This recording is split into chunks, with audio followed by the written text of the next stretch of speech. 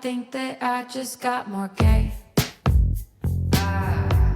There's something about the way I want her tattooed arms around my...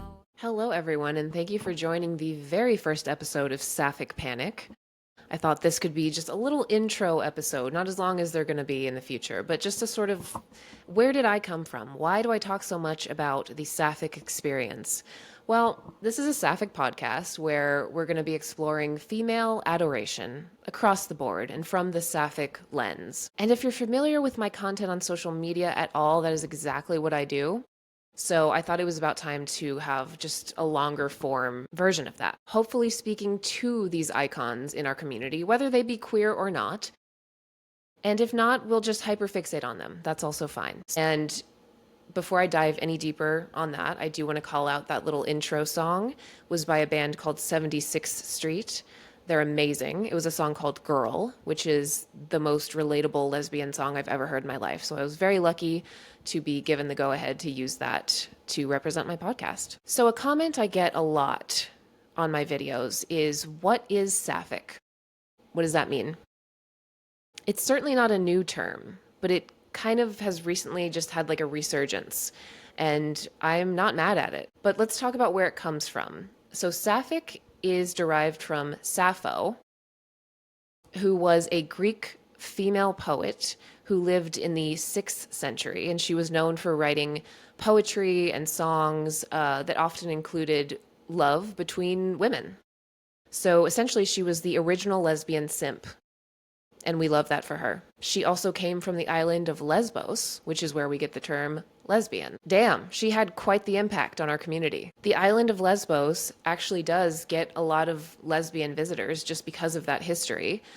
So why are we all not living there is my question, especially in 2025. Why are we not on the island of Lesbos right now? Maybe a group excursion? I don't know. We'll talk about it. So today I like to use the word Sapphic because it does kind of serve as an umbrella term, and we love an umbrella term because we don't want to alienate anybody from the community that feels that they are a part of the community. So lesbians, yes. Bisexuals, yes. Pansexuals, asexuals that resonate more with women loving women, right? I think it's also more inclusive of non-binary people. We're also seeing the WLW hashtag a lot on TikTok and Instagram. I think Gen Z really likes that one. I'm not Gen Z, but it's just, it's what I see. The youngins, that's what they tell me.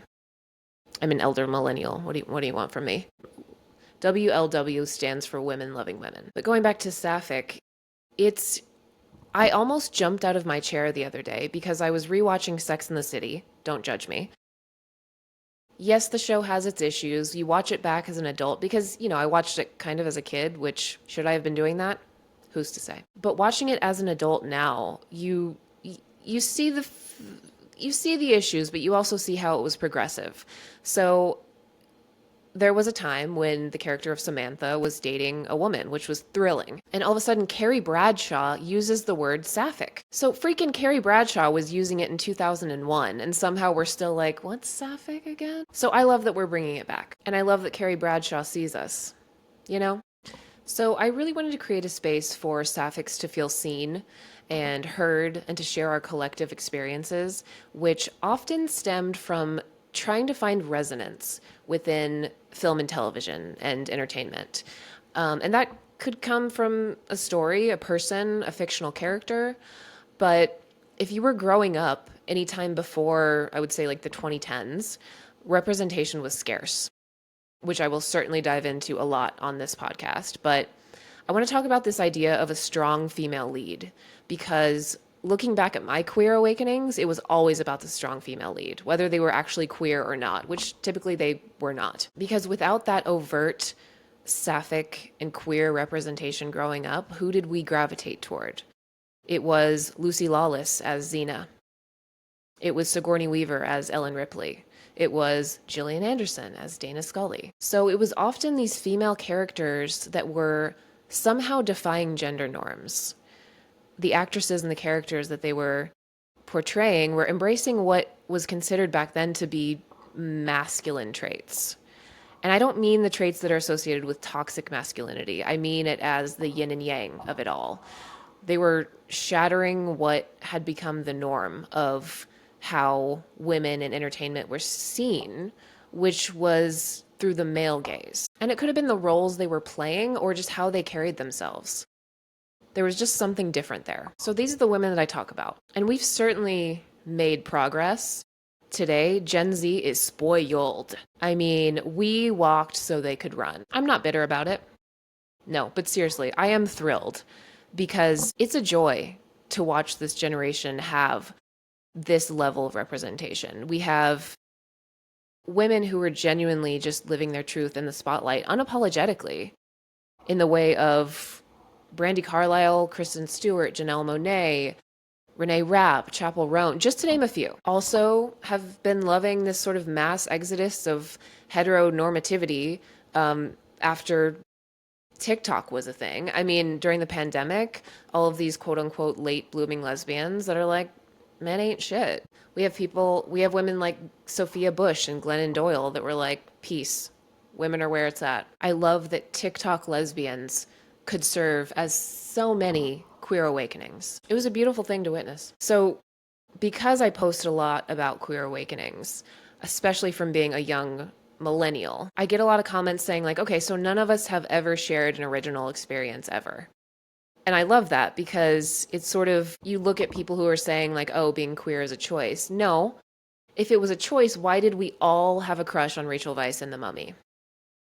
Why did we all have a thing for Miss Honey in Matilda? And when I say all, I do pretty much mean all. I kid, but usually there is, you will, if you comb through my social media enough, you'll find somebody that you're like, yep, that was the one. And we will have many queer awakenings in our lives. I still have queer awakenings every day, every single day, that just remind me that I have been correct all along. But there was always the one, there was the one that just really solidified that, yep, I would like a woman to sit on my face, period. Thank you so much. But then they're the ones looking back when you were a kid that you were like, okay, makes sense now. For me, the one that made me come home from seeing a movie and say to my mother, I like women. I like women. More than just a friend. And it was Nicole Kidman in Moulin Rouge. I've talked about this many times. One day she will hear this. One day. I have had the privilege of meeting some of my queer awakenings. One was Sigourney Weaver. I was a producer on a show that she was in on the West End very recently, actually. And I managed to ask her about her thighs. Yeah, no, you heard me right. My one shot at speaking to Sigourney Weaver. And I managed to ask her about her thighs. Hear me out, though. In the show, The Tempest, she's playing Prospero, absolute badass. And she's sitting in a very, powerful position. It's almost like man-spreading for a very long time. Just sitting there. And I heard two women in the restroom line ask, I wonder if her legs get sore. I wonder if she gets sore sitting like that. So I don't know why it popped into my mind while I was mid-conversation with her, but I said, do your thighs get sore? Kind of like, I think I said squatting. I think I also used the word squatting. Yeah. And she kind of looked at me and said, well, it's a seat. So I'm not really, squatting. I was like, yep, fair enough. Gonna blow right past that. Yep. Otherwise, it was a lovely conversation. I do have witnesses. Also met Gillian Anderson this past year, which is one of the reasons I've gone semi-viral in my life is thanks to Gillian Anderson. It started with me piecing together videos of me and videos that she had posted as if I'm FaceTiming with her. She managed to see some of those, which I then found out when I met her at a Barnes & Noble for a book signing that she was doing. So, I casually asked if she wanted to do a video with me for quote unquote the Sapphics. And she said, the what? And I was about to repeat myself, but then she goes, oh, the Sapphics. And the way she said that word will be burned in my brain in the best way for the rest of my life. But yeah, she did confirm that I was infamous to her.